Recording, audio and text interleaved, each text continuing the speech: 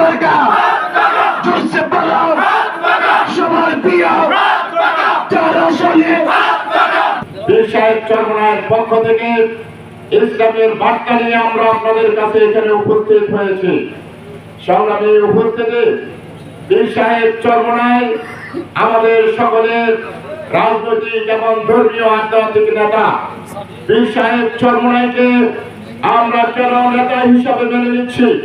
পীর সাহেব চরমনায় যেমন এদেশের মানুষের রুহানিয়ত এবং আধ্যাত্মিকতার ক্ষেত্রে যেরকম এদেশের মানুষের আত্মশুদ্ধির ক্ষেত্রে যেরকম মেহনত করে যাচ্ছে, তেমনি ভাবে রাষ্ট্রের সর্বত্রই রুহানিয়ত এবং পরিশুদ্ধতার জন্য আজকে রাজপথে ইসলামী আন্দোলন বাংলাদেশের নেতৃত্ব দিয়ে কাজ করে যাচ্ছে।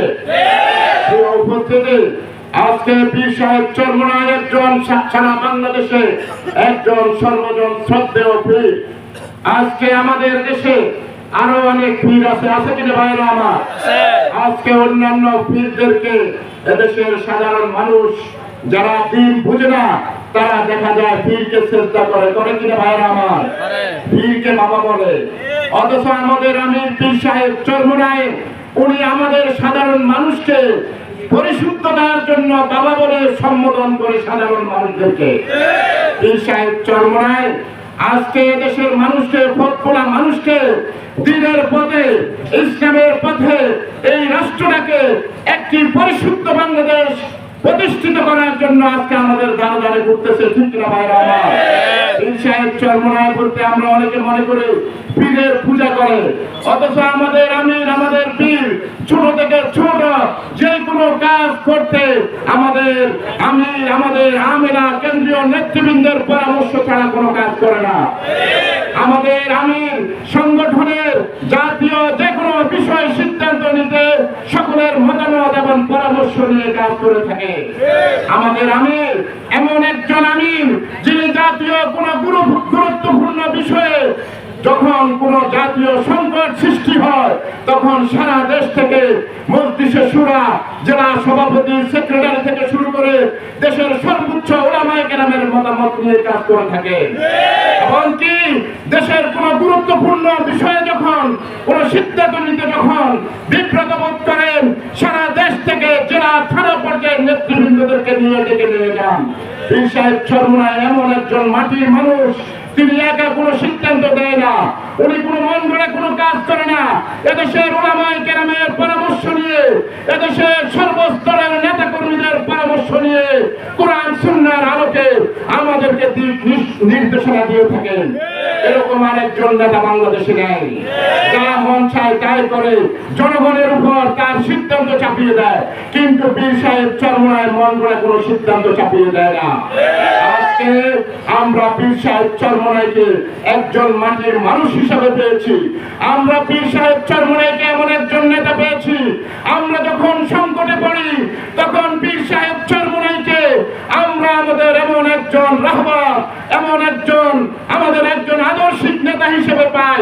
আমাদের যে কোনো সংকটে পীর সাহেব চরমনায় আমাদেরকে সর্বোচ্চ আমাদের সাপোর্ট দিয়ে থাকেন, আমাদেরকে এমন ভাবে দিক নির্দেশনা দেন যাতে করে আমরা কোনোভাবে এদেশের মানুষের কাছে আমরা কোন রকম আলোচিত সমালোচিত না হই।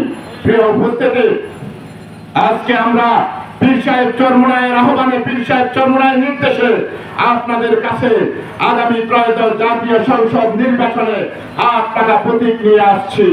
আমাদের উদ্দেশ্য, আমাদের লক্ষ্য হচ্ছে এদেশের মানুষের অধিকার বাস্তবায়ন করা। আজকে দেশ স্বাধীন হয়েছে, আজকে 54 বছর যে যারা যখন এই ক্ষমতা আসছে এদেশের মানুষের অধিকার, মানুষের সম্পদ লুণ্ঠন করে এদেশের মানুষের উন্নয়নের সকল ক্ষেত্রে বাধাগ্রস্ত করছে, এদেশের মানুষের সম্পদ লুট করে বিদেশে পাচার করছে, ঠিক কিনা ভাইরা? আজকে পীর সাহেব চরমনায় দিনদার, ফরজগার, মুত্তাকিদের নেতৃত্ব সৃষ্টি করে এদেশের মানুষের সত্যিকার অধিকার বাস্তবায়ন করতে চায়। সংগ্রামী উপস্থিতি, পীর সাহেব চরমনায় আজকে আমাদেরকে আপনাদের কাছে প্রেরণ করেছেন আগামী বাংলাদেশ স্বাধীনতা সার্বভৌমত্ব যাতে করে বঞ্চিত না হয়। আজকে আমরা 1971 সালে দেশ স্বাধীন করেছি ঠিকই, কিন্তু সেই ভারতীয় এবং দিল্লির দাসত্বে আমরা কিন্তু দিল্লির তাবেদারিতে ইতিপূর্বে যারা দেশ পরিচালনা করেছিলেন দিল্লির দাসত্ব এবং তাবেদারি করে গেছেন, ঠিক কিনা ভাইরা আমার? আজকে 24-এর ছাত্র জনতার গণঅভ্যুত্থানের মাধ্যমে এদেশের মানুষ দিল্লির দাসত্ব থেকে মুক্তি পেয়েছে। আর কোনদিন যাতে করে কোন সাম্রাজ্যবাদী কোন আগ্রাসী শক্তির যাতে করে দাসত্ব আমরা আর গলায় জিঞ্জিরে না পড়তে হয়, এজন্য পীর সাহেব চরমোনাই এদেশের সর্বস্তরের স্বাধীনতা সার্বভৌমত্ব রক্ষার জন্য আমাদেরকে আজকে জাতিকে ঐক্যবদ্ধ করার জন্য আপনাদের কাছে প্রেরণ করেছেন। সংগ্রামী উপস্থিতি, আজকে আমাদের দেশের স্বাধীনতা টিকে থাকলে আমরা টিকে থাকতে পারবো। আমাদের স্বাধীনতার সার্বভৌমত্ব এটা কোন দেশের নাগরিকের বিষয় নয়, এটা আমাদের ইসলামের বিষয়। কারণ এদেশ স্বাধীন হয়েছে 1947 সালে, ইসলামের ভিত্তিতে স্বাধীন হয়েছে, ঠিক কিনা ভাইরা আমার? পীর সাহেব চরমোনাই আগামী ত্রয়োদশ জাতীয় সংসদ নির্বাচনে সারা বাংলাদেশে এককভাবে একক প্রার্থী দিয়েছেন, ইসলামের পক্ষে প্রার্থী দিয়েছেন, হাত পাকা প্রতীক নিয়ে আপনাদের কাছে আমাদেরকে প্রেরণ করেছেন। আগামীর বাংলাদেশ যাতে করে ইসলামের বাংলাদেশ, আগামীর বাংলাদেশে যাতে করে কোরআন সুন্নাহর বাংলাদেশ, আগামীর বাংলাদেশ যাতে করে ইসলামী শরীয়তের বাংলাদেশ হতে পারে। বাংলাদেশ হবে উলামায়ে কেরামের নেতৃত্বের বাংলাদেশ ইনশাআল্লাহ। আমরা ইসলামের আদর্শকে, ইসলামের সুমহান আদর্শকে প্রতিষ্ঠিত করার জন্য আমরা কাজ করতেছি। এখন এই সিদ্ধান্ত নেওয়ার দায়িত্ব হচ্ছে জনগণের। জনগণ কি ইসলামের পক্ষে থাকবে? জনগণ কি এদেশের উলামায়ে কেরামের পক্ষে থাকবে? জনগণ কি স্বাধীনতার সার্বভৌমত্বের পক্ষে থাকবে? এই সিদ্ধান্ত নেবে জনগণ। আপনারা কি এদেশের স্বাধীনতা সার্বভৌমত্ব রক্ষা হচ্ছেন? এদেশে ইসলাম প্রতিষ্ঠিত হোক আপনারা কি চান? আপনারা কি চান দুর্নীতি মুক্ত এদেশ ইসলামের পক্ষের শক্তি উলামায়ে কেরামের নেতৃত্বে প্রতিষ্ঠিত হোক আগামীর বাংলাদেশ? প্রিয় উপস্থিতি, কথা লম্বা করবো না। আজকে আমাদের দেশে বিগত 54 বছর যখন যারাই ক্ষমতা আসছে, আজকে আমাদেরকে উন্নয়নের কথা বলে গেছে। উন্নয়নের কত গল্প শুনেছেন, কিন্তু উন্নয়ন কেমন হয়েছে আমাদের মাওলানা শহীদুল ইসলাম সাহেব সংক্ষেপে বলছেন, ঠিক কিনা ভাইরা আমার? আজকে এই নির্বাচনকে সামনে রেখে সুবর্ণচরের প্রত্যেকটা ইউনিয়নে 2বার 3বার 4বার আমি সফর করেছি। সদরের প্রত্যেকটা ইউনিয়নে আমি সফর করছি। আজকে উন্নয়নের যে বিভৎস অবস্থা আমরা নিজ চোখে দেখেছি। আল্লাহ পাক কবুল করে এদেশের মানুষ যদি সঠিক সিদ্ধান্ত নিয়ে যদি আমাদেরকে বিজয় করে, আমরা দুর্নীতি করব না ইনশাআল্লাহ। আমরা ভাইয়ে ভাইয়ে কোনো সংঘাত সৃষ্টি করব না ইনশাআল্লাহ। আমরা এদেশের মানুষের কোনো হক নষ্ট করব না।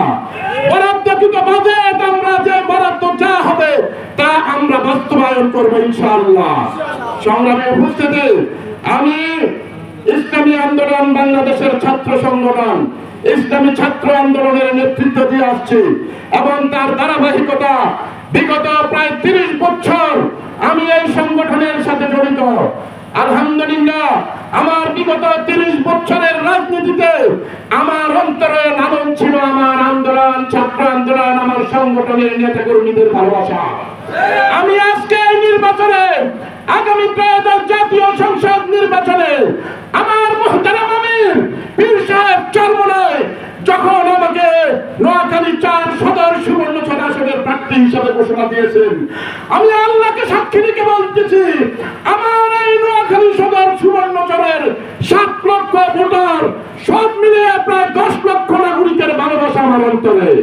প্রিয় সুবর্ণচরের সর্বস্তরের জনতা, আমি আপনাদেরকে একটি কথা বলতে চাই, আমরা ইসলামী আন্দোলন বাংলাদেশের সকল নেতা কর্মী, আমি নয় শুধু, আমার সকল নেতা কর্মী দেশপ্রেমী, আমাদের সকল নেতা কর্মী জনগণকে ভালোবাসে, আমাদের সকল নেতা কর্মী ইসলামকে ভালোবাসে, ইসলামের সুমহান আদর্শকে বাস্তবায়নের জন্য আমাদের সকল নেতা কর্মী জনগণের জন্য, ইসলামের জন্য, দেশের জন্য সর্বোচ্চ কোরবানি করতে প্রস্তুত রয়েছে।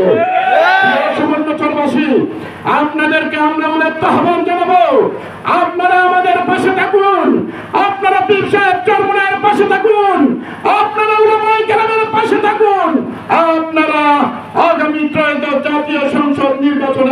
আমার পাশে থাকুন ইনশাআল্লাহ। আমি যদি আল্লাহ পাক আমাকে যদি কবুল করে, আমি যদি সদর সুবর্ণচরে আসলে যদি আমি বিজয় হই, আমি এই সুবর্ণচরকে নিয়ে আমার অনেক স্বপ্ন, অনেক ভালোবাসা, আমি এই সুবর্ণচরের সকল স্তরের নেতা কর্মীদের যে ভালোবাসা পেয়েছি এবং যেখানে গিয়েছি সাধারণ মানুষের যে আগ্রহ উদ্দীপনা দেখেছি, আমি এই সুবর্ণচরকে নিয়ে আমার স্পেশাল ভালোবাসা এবং স্পেশাল স্বপ্ন রয়েছে। আমি ইনশাআল্লাহ এই নির্বাচনে যদি বিজয় হই, আমি এই সুবর্ণচর উপজেলাকে সবুজের নগরীতে পরিণত করবে ইনশাআল্লাহ। এই সুবর্ণচরের অধিকাংশ মানুষ কৃষক। এই কৃষি অঞ্চলকে আমরা আধুনিক সকল ব্যবস্থার মাধ্যমে রাষ্ট্রীয়ভাবে আমরা বিভিন্ন সহযোগিতার মাধ্যমে কৃষি ক্ষেত্রে এমন পরিবর্তন ঘটাবো যাতে করে কৃষকরা আর ঘাম ঝরানোর পরে কৃষকরা তার উৎপাদিত পণ্য বিক্রি করে ঘরে যাতে করে আর আগের মতো যাতে করে ঋণ না করতে হয়, ঋণ মুক্ত সেবা তাদের জন্য ব্যবস্থা করবে ইনশাআল্লাহ। কৃষকরাই হবে কোটিপতি আগামী, কৃষকরাই হবে ধনী ইনশাআল্লাহ। সংগ্রামী সুবর্ণচরবাসী, আজকের এই সুবর্ণচরের সর্বত্র অঞ্চলে রাস্তাঘাটের বেহাল দশা, আমরা ইনশাআল্লাহ সঠিক ব্যবস্থা নেব ইনশাআল্লাহ। সুবর্ণচরের সবচেয়ে আরো একটি বড় দুর্বিষহ বিষয়, সেই সরকার ইউনিয়ন, মোহাম্মদপুর ইউনিয়ন, সজ্জবাড়ি ইউনিয়ন সহ বিভিন্ন এলাকা নদী ভাঙ্গনের কবলে। আজকে আমরা বিগত সময়ে যারা উন্নয়নের কথা বলছেন, ওয়াদা দিয়ে গেছেন, সেটা কার্যকর করে নাই। আমরা আল্লাহকে সাক্ষী রেখে বলতেছি, আমরা ইনশাআল্লাহ বিজয় হলে সুবর্ণচরের মানুষের যে দুর্বিষহ নদী ভাঙ্গনের যে বিপর্যয়, সেটা রোধে আমরা কার্যকরী পদক্ষেপ গ্রহণ করবো ইনশাআল্লাহ। আমরা বিজয় হলে সুবর্ণচরের মানুষের যাতায়াতের সুব্যবস্থার্থে আমরা ঢাকা থেকে সরাসরি রেল যোগাযোগ ব্যবস্থা করবো চেয়ারম্যানরা স্টিমার ঘাট পর্যন্ত ইনশাআল্লাহ। এবং এই নোয়াখালী দক্ষিণ অঞ্চলকে অর্থনৈতিকভাবে আমরা উন্নত করার লক্ষ্যে চেয়ারম্যান ঘাটে আমরা নদী বন্ধন করার জন্য সর্বোচ্চ ব্যবস্থা গ্রহণ করবো এবং উদ্যোগ গ্রহণ করবো, যাতে করে নোয়াখালী দক্ষিণ অঞ্চল শিল্পনগরীতে এবং অর্থনৈতিকভাবে সমুন্নত হতে পারে। সর্বোপরি এই নোয়াখালী সদর সুবর্ণচরের উন্নয়নে আমরা সর্বোচ্চ কোরবানি করব, এই আশাবাদ ব্যক্ত করে আমরা আগামী ত্রয়োদশ জাতীয় সংসদ নির্বাচনে ইসলামের প্রতি হাত পাকা, ইসলামের প্রতি কি আমি এ নিয়ে আর লম্বা কথা বলতে চাই না। পূর্বে অনেকে অনেক আলোচনা করেছিলেন, পীর সাহেব চরমোনাই কেন ইসলামের প্রতীক হিসেবে একমাত্র ঘোষণা দিয়েছে হাত পাকা। এটা এখন আর কারো বলার বিষয় নাই, সবাই জেনে গেছে। কারণ ইসলাম কখনো বিদেশি শক্তির হাতে মাথা নত করতে পারে না। পীর সাহেব চরমোনাই কোন বিদেশি সাম্রাজ্যবাদী দাবেদারি আগ্রাসী শক্তির কাছে মাথা নত করে না ইসলাম কখনো। পীর সাহেব চরমোনাই এদেশের সকল স্তরের মানুষের তৌহিদি জনতার আশা আকাঙ্ক্ষা হিসেবে হাত পাকার প্রতীকের প্রার্থীদেরকে ইসলামের প্রতীক হিসেবে আপনাদের কাছে প্রেরণ করেছে। আপনারা সকলে হাত পাকা মার্কা ভোট দিয়ে জয়যুক্ত করবেন, এই আশাবাদ ব্যক্ত করে আমার বক্তব্য এখানে সমাপ্ত করছি। রাসূলুল্লাহ ওয়া ফাতহুল কারীম।